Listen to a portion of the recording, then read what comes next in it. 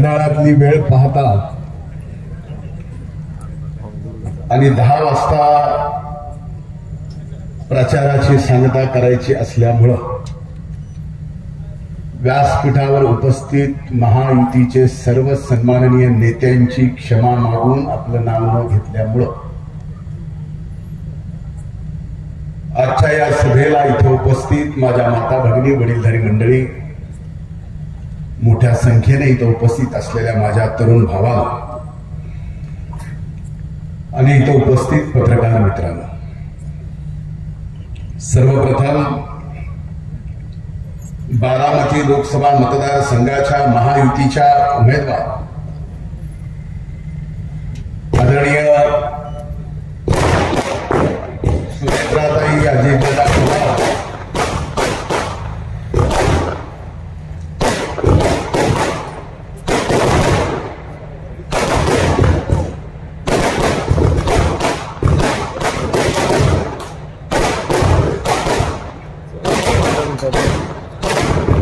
खळकर साहेबांनी सांगितलं होतं की बुद्धीचा वापर जास्त करा.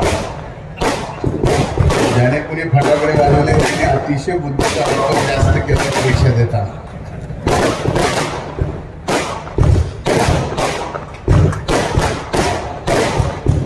आज आपला उमेदवार सुनेत्राताई अजितदादा पवार यांना दलित महासंघाचे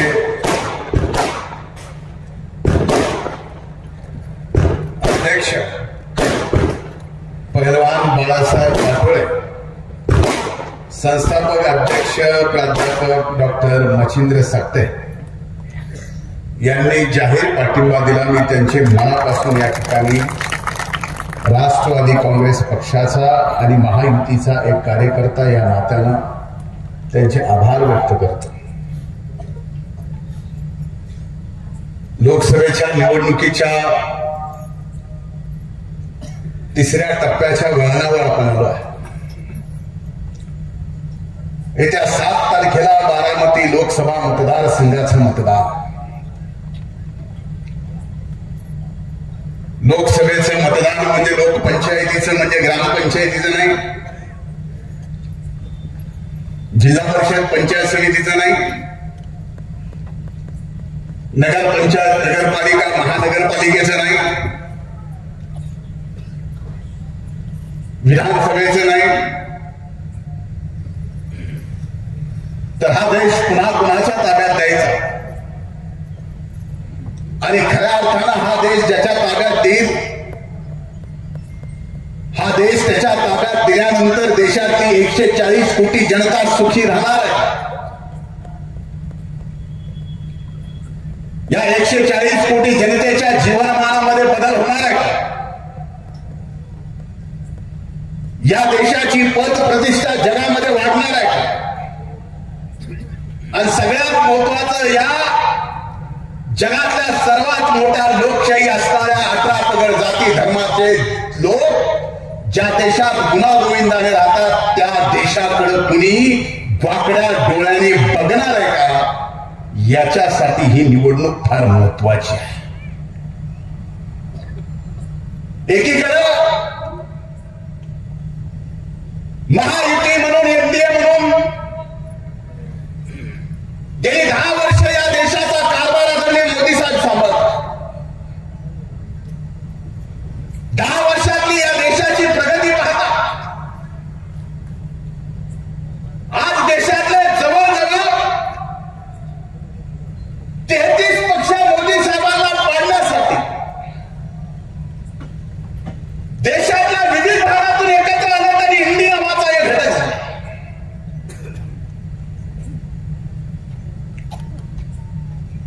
एकीकडे आयपीएलचे टुर्नामेंट सुद्धा चालू आहे. आताची लोकसभेची निवडणूक जर आयपीएलच्या टुर्नामेंटशी संलग्न केली तर एका बॅट्समनला आउट करायला 33 फिल्डर स्टेडियम मध्ये लावावेत अशी परिस्थिती जशी आहे, तसं आता मोदी साहेबांना आउट करण्यासाठी या इंडियाने 33 जण एकत्र केले. पण तरी सुद्धा आज जबाबदारीपूर्वक आपल्याला सांगतो की 33 का 66 जरी प्लेयर फिल्डरवर उभे केले तर ह्यांच्या डोक्यावरून सगळ्यांच्या बॉल मोदी साहेब विजयाचा तिसऱ्यांदा या देशाचा पार केल्याशिवाय झाला. मला सांगा, खऱ्या अर्थाने या 10 वर्षात देशाने जी प्रगती केली, वेगवेगळे नेते वेगवेगळ्या प्रकारे ती प्रगती सांगत असते.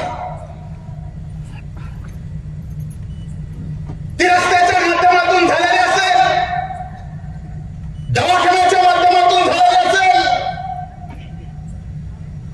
चंद्रयानावर पोहोचल्यामुळे झालेली असेल. माझ्या दृष्टीनं या देशाची पत आणि प्रतिष्ठा जगाच्या पाठीवर मोदी साहेबांनी एवढ्या उंचीवर नेली आहे की इतर देशातला कुठलाही मंत्रिमंडळातला मंत्री जर या भारताच्या विरोधात साधा एक दोष शब्द काढला तर त्या देशाच्या प्रधानमंत्र्याला त्या मंत्र्याचा राजीनामा घ्यावा लागतो. ही भारताची ताकद मोदी साहेबांनी या ठिकाणी जगात दिली. हे माझ्यासाठी महत्वाचं. एवढी पत होती का कधी आपली? मी काही फार जगात फिरलो नाही, पण वस्तुस्थिती ही आहे की एकीकडे एनडीए म्हणून टीका करत असताना टीका केली जाते की एनडीए म्हणजे एका जातीपातीचं धर्माचं वेगळं राजकारण या ठिकाणीचं. मला 4 प्रश्न आपल्याला विचारायचे. या देशातल्या 80 कोटी जनतेला मोफत राशन दिलं जातं. या देशातल्या 80 कोटी जनतेला मोफत राशन दिलं जात असताना केंद्रातलं मोदी सरकार या 80 कोटी जनतेचं कोण कुठल्या जातीचं आहे, कोण कुठल्या धर्माचं, हे धर्म हिंदू आहे, मुस्लिम आहे, हे बघतात. शेतकऱ्यांना मोदी साहेबांकडून वर्षाला 6,000 रुपये मिळतात. त्याची प्रेरणा घेऊन राज्यामध्ये मी कृषी मंत्री झाल्यानंतर एकनाथ शिंदे साहेबांच्या, फडणवीस साहेबांच्या, बाबांच्या नेतृत्वाखाली 6,000 रुपये राज्याने द्यायचे ठरवले. वर्षाला शेतकऱ्याला 12,000 रुपये द्यायचे. महाराष्ट्रात 1 कोटी शेतकऱ्यांना या ठिकाणी 12,000 रुपये वर्षाला आपण देतोय. का आता ह्या 1 कोटीमध्ये कोण हिंदू कोण मुस्लिम बघितलं जातं, कोण कुठल्या जातीचा बघितलं जातं. उज्ज्वला गॅस कनेक्शन दिले, कोण कुठल्या जातीचं धर्माचं म्हणून बघून नाही. आयुष्यमान कार्ड मधून सामान्यातल्या सामान्य माणसाचा इलाज मोफत होतोय. ज्याचा इलाज होतोय तो कुठल्या धर्माचा याचा विचार मोदी साहेबांनी कधी केला नाही. समग्र देश 140 कोटी जनता माझी कुटुंब आहे. त्यांच्यासाठी माझं सर्वस्व बापणाला लावायचं आहे. आणि एवढंच नाही तर कितीही मोठी महामारी आली, त्या कोविडच्या काळात सुद्धा लसीसाठी आपल्याला दुसऱ्या देशासमोर भीक मागावी लागते का अशी परिस्थिती आली असताना आपल्या देशामध्ये लस निर्माण करून उर्वरित 32 देशाला लस पुरवणारा आपला देश आज आपण त्याच्यामुळे जिवंत राहिलो. याच्यासाठी आपलं एक मत यावेळेस तिसऱ्यांदा मोदी साहेबांना देण्यासाठी सुनेत्राताई अजितदादा पवारांच्या घड्याळाला मतदान आपल्याला करायचं आहे. पण याच्या पलीकडे आपला प्रश्न गंभीर आहे. तो प्रश्न गंभीर काय की 22 गावात पाणी नाही, मग आता अख्ख्या जिल्ह्यात पाणी नाही. तुमचा प्रश्न गंभीर आहे. 22 गावात पाणी नाही, पण 22 गावात पाणी नाही ही गंभीर परिस्थिती आहे. तुमच्या शेतीला पाणी नाही म्हणून गंभीर परिस्थिती आहे. आम्हाला प्यायला पाणी नाही म्हणून आमची गंभीर परिस्थिती आहे.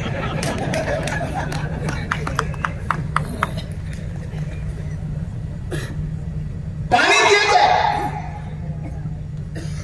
फरक फक्त वेगळा आहे. तुम्हाला शेतीला नाही, आम्हाला प्यायला नाही. गांभीर्य तेवढंच आहे की तुमच्या शेतीला मिळालं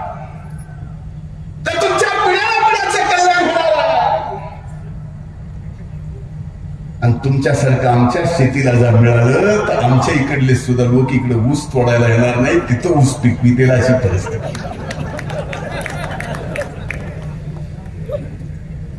पण आपण हा प्रश्न मार्गी लावायचा कसा? हा प्रश्न जर मार्गी कोण लावू शकतो? आजपर्यंत हा प्रश्न मार्गी लावायचा कुणी प्रयत्न जर केला असेल, मामाने सांगितलं, महायुतीचे अनेक मान्यवर नेते, पण मी आज आपल्याला जबाबदारीपूर्वक सांगतो, उभ्या महाराष्ट्राला दुष्काळ, या दुष्काळाची परिस्थिती लक्षात घेतल्यामुळे या देशात पहिल्यांदा आपलं एक राज्य की राज्याने शेतकऱ्यासाठी ₹1 पीक विम्याची योजना आणली आणि कधी नाही तर या देशात सर्वाधिक फायदा 97 लाख शेतकऱ्यांचा या महाराष्ट्रात पीक विमा योजनेचा. पण हा फायदा होत असता उद्या या 22 गावाचा प्रश्न सोडवायचा, तर हा 22 गावाचा प्रश्न सोडवायचा असेल त्याला निधी फार मोठा लागणार आहे, यातला भाग नाही. एकदा काय या त्रिदेवांनी म्हणजे एकनाथ शिंदे साहेब, देवेंद्र फडणवीस साहेब, अजित दादा साहेब आणि इथले 2 देव आणि त्याच्यात मला एक अर्धा धारा पुण्याला मामा मागा असतो ना तुमच्या. तर हा 22 गावचा पिण्याचा पाण्याचा प्रश्न शेतीच्या आम्हाला प्यायचं शेतीचं तर नाही राहणार, पण बरं झालं तुम्ही किती गंभीर आहे बघा. आमच्या पिण्याच्या पाण्याचा शब्द पिण्याचा आला तरी तुम्हाला ते जमत नाही, आम्हाला शेतीलाच पाहिजे.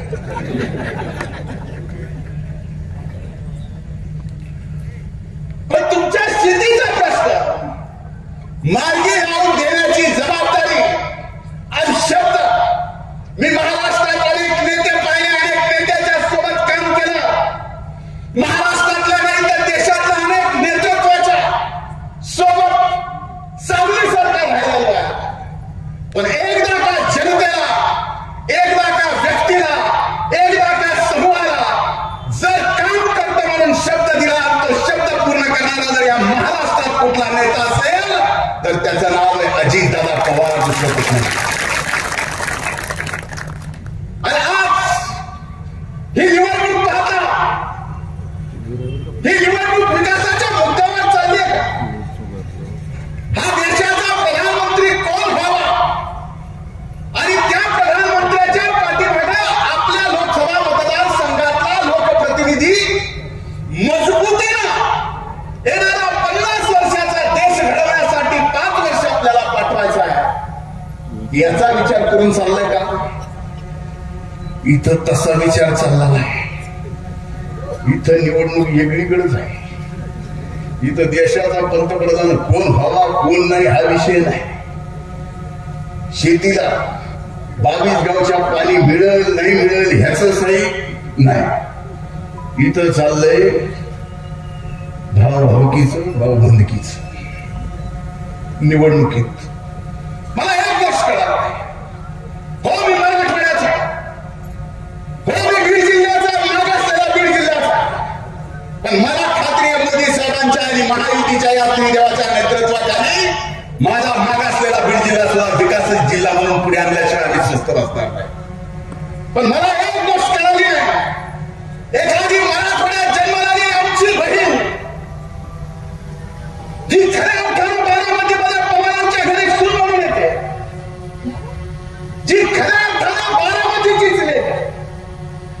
बारामतीमध्ये वडगाव निंबाळकर नावाचं गाव आहे, ज्या गावात बाजीराव पाटील जे दत्तक म्हणून केले गेले, जे पदमसिंह पाटलांचे आणि सुनेत्राताईंचे वडील. मग सुनेत्राताई लेख कुठल्या झाल्या पहिल्या? कुठल्या झाल्या? बारामतीचीच लेख पवारांकडे सून म्हणून आली. तर मतदान सुनाला का लेखाला करायचं म्हणून सून परकी म्हणतात. सून परकी म्हणतात.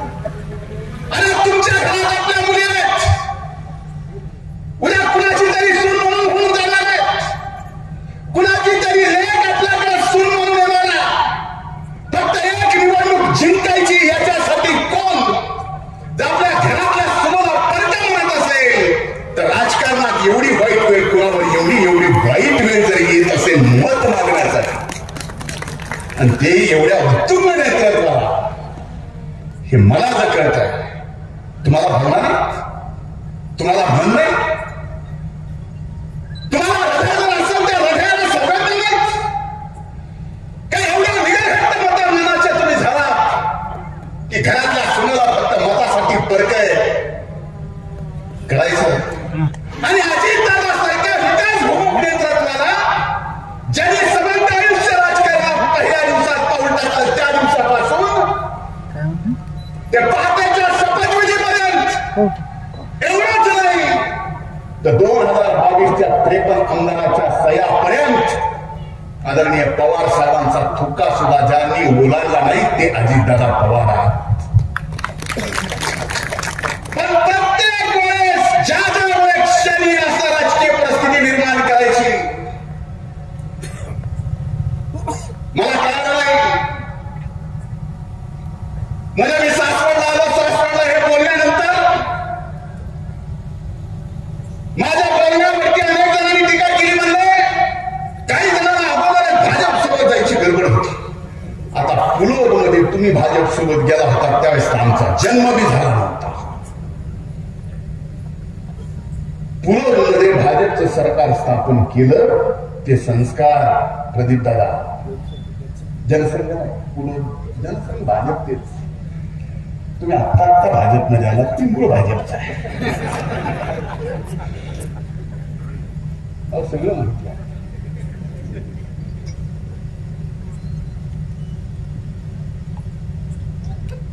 ते संस्कार 2014 त्यावेळेस तर कुठली ईडी बिडी कुठला एएसी आणि मला विरोधी पक्ष नेता केला होता. तुम्ही त्यावेळेसचे 2014 ते 19 माझे भाषण ऐकले. मुख्यमंत्री असो की प्रधानमंत्री असो एकाला तरी सोडलं होतं का? कुणाला घाबरलं होतं का? अरे कोणी यायला तयार नव्हतं रस्त्यावर. मामा तुम्ही साक्षीदार आहात. एक नाही दोन नाही महाराष्ट्रात चांद्यापासून बांद्यापर्यंत 4 परिवर्तन यात्रा काढल्या. कोणाच्या मायला नाही घाबरलं. आणि तुम्ही म्हणता ज्या 2014ला आम्ही पडतोय उभा राहिलोय निकाल बघतोय एकीकडं तर अर्ध्या निकालातच बिनशर्त भारतीय जनता पार्टीला पाठिंबा दिला. ते संस्कार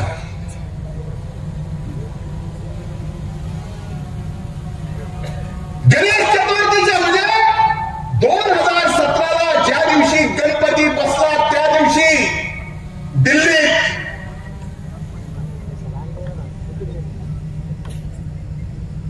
आदरणीय साहेबांच्या सोबत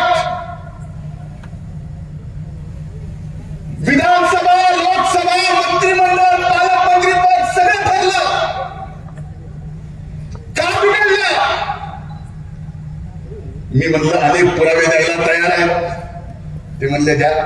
मी यांना ह्याच्या पलीकडे जाऊन मी जर खोटं बोलत असेल तर माझी ब्रेन मॅपिंग करा आणि तुमची करा. खरं काय ते कळत. त्यावेळेस कुणाला विचारलं होतं? ते म्हणजे संस्कार. पहाटाचा शपथविधी जबाबदारीपूर्वक बोलतो. साहेबांच्या संमतीशिवाय पहाटाचा शपथविधी झाला नव्हता. मी जबाबदारीपूर्वक बोलतो. कुठल्याही परीक्षेला मी तयार आहे. पण खलनायक कुणाला केलं? कुणाला केलं? का? कारण दादासारखा कामाचा माणूस, दादांसारखा पहाटे 5ला उठून 12 वाजेपर्यंत आपल्या परिसरातील, आपल्या मातीतील माणसाला मोठा करण्यासाठी, आपल्या भागात विकासासाठी निधी आणण्यासाठी अहोरात्र कष्ट घेतोय तो खलनायक व्हावा याच्यासाठी. पण त्यांनी मात्र मुलाखतीत सांगितलं, मी कमाल करतो माननीय उद्धव ठाकरे साहेबांची, की ते म्हणले आम्ही 2019ला भाजपपासून शिवसेनेला बाजूला केलं. हे आम्ही ठरवून केलं. तरी उद्धव ठाकरे साहेब हसायला लागले. फार प्याकाड वाचलं सगळं. म्हणजे भाजपपासून शिवसेना तुम्ही बाजूला केली ते संस्कार. आणि भाजपने शिवसेनापासून बाजूला केली तर ती गद्दारी.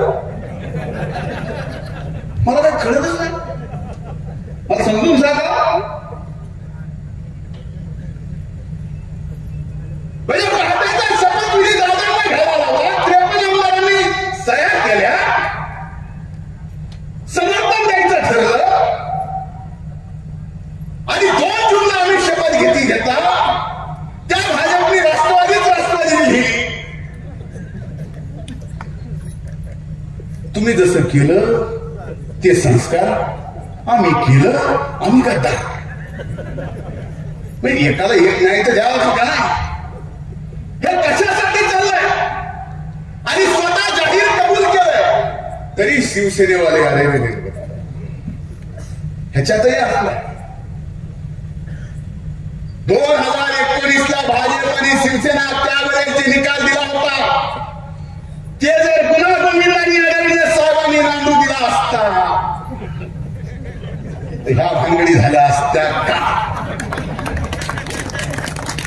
गळ्याचे आणि सांगा होतो हा महिला कारणीभूत कोणी झालाय मी आहे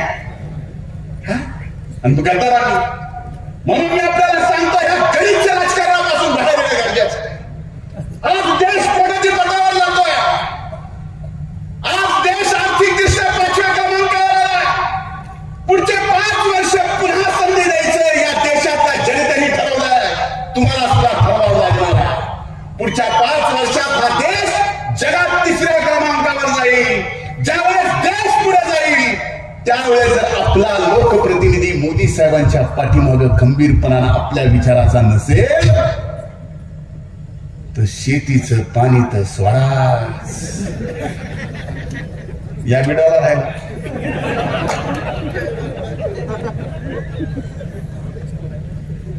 म्हणून मी आपल्याला सांगतोय ही निवडणूक त्या दृष्टीने जबाबदारी आहे. 2 नेतृत्वाचा फरक करा. मोदी साहेबांच्या बरोबरीने 33 जणात कुठे आहे का? आहे का नाही साहेब? कोणच नाही का? मग कशासाठी भांडायची? पण आता 2 उमेदवार आहेत इथं. एकीकडे ज्यांनी नाव घेतलं मला त्यांचं नाव सुद्धा नाही. एकीकडे आमच्या सुनेत्राताई अजितदादा पवार आहेत. 2012 बारामतीत 65 एकरमध्ये टेक्सटाईल पार्क उभं केलं. आज 14,000 आमच्या महिलांना त्या ठिकाणी पोट भरायची संधी मिळाली, आर्थिक उन्नती करायची संधी मिळाली. आपलं घर आमची महिला समर्थपणे सांभाळू शकते. 14,000 असा एखादा तरी प्रकल्प मागच्या 3 टर्म खासदार राहिलेल्या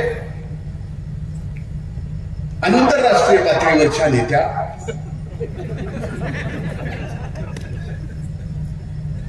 जगप्रसिद्ध संसद रत्न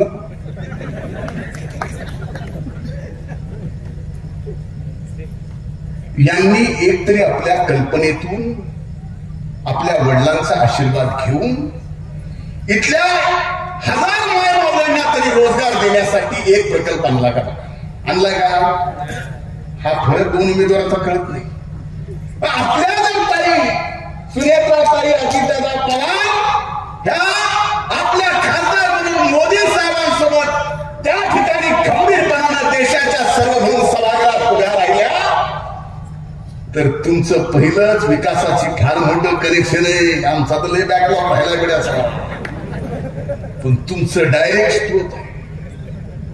त्याच्यातलं तुमचं हे 22 गावाचं नाही.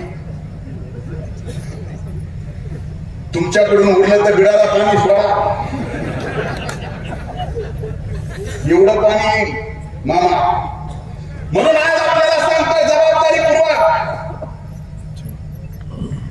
देशाच्या जनतेने ज्यावेळेस निर्णय घेतला की पुन्हा देशाचा प्रधानमंत्री मोदी साहेबांना करायचा त्यावेळेस आपण एक गोष्ट निश्चितपणे केली पाहिजे. आज इथं मला माहिती आहे या परिसरामध्ये अनेकदा स्वर्गीय मुंडे साहेब येऊन गेले. आज मी बीडची लोकसभा माझी बहीण लढती आहे, पण गेल्या बाई तिथं उभे मला अभिमान वाटतो माझ्या नेत्याचा दादांचा सांगायला. मला माहिती आहे माझं आणि घड्याळाचं अतिशय चांगलं नातं आहे. त्यामुळे पुन्हा मला वेळेचं भान दाखवून वेळ घालवू नका एवढीच विनंती आहे. मला अभिमान माझ्या नेत्याचा. इकडे सुनेत्राताई उभ्या असताना सुद्धा महाराष्ट्रामध्ये लोकसभेची सगळी जबाबदारी असताना सुद्धा बीड जिल्ह्यामध्ये रोज 15 जणांना तरी अजितदादा